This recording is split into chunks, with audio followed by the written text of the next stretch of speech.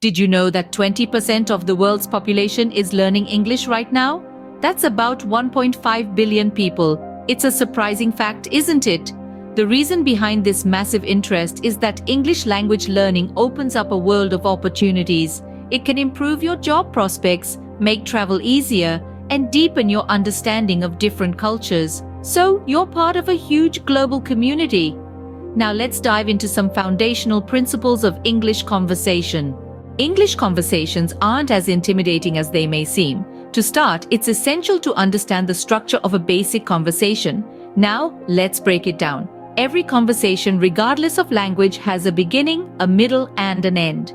In English, these stages are typically represented by a greeting, an exchange of information, and a farewell. The initial greeting is the icebreaker.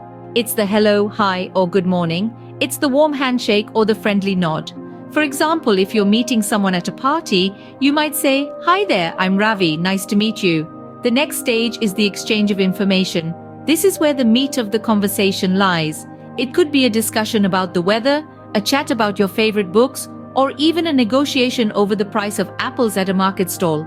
For instance, in our party scenario, this might look like, "I'm a doctor, how about you? What do you do?" Finally, we have the farewell. This is where the conversation wraps up. It's the goodbye, see you later, or take care. It's the wave, the smile, the nod.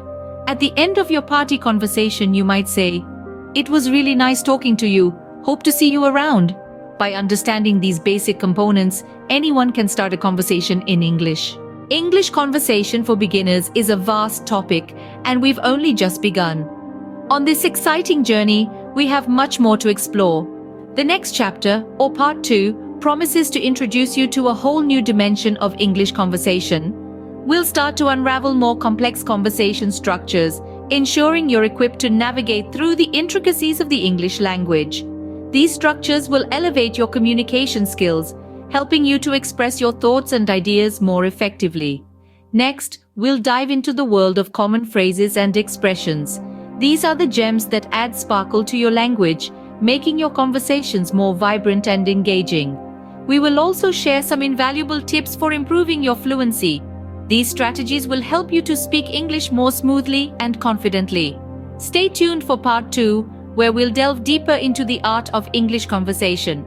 Until then, keep practicing, keep learning, and remember, every conversation is an opportunity to improve.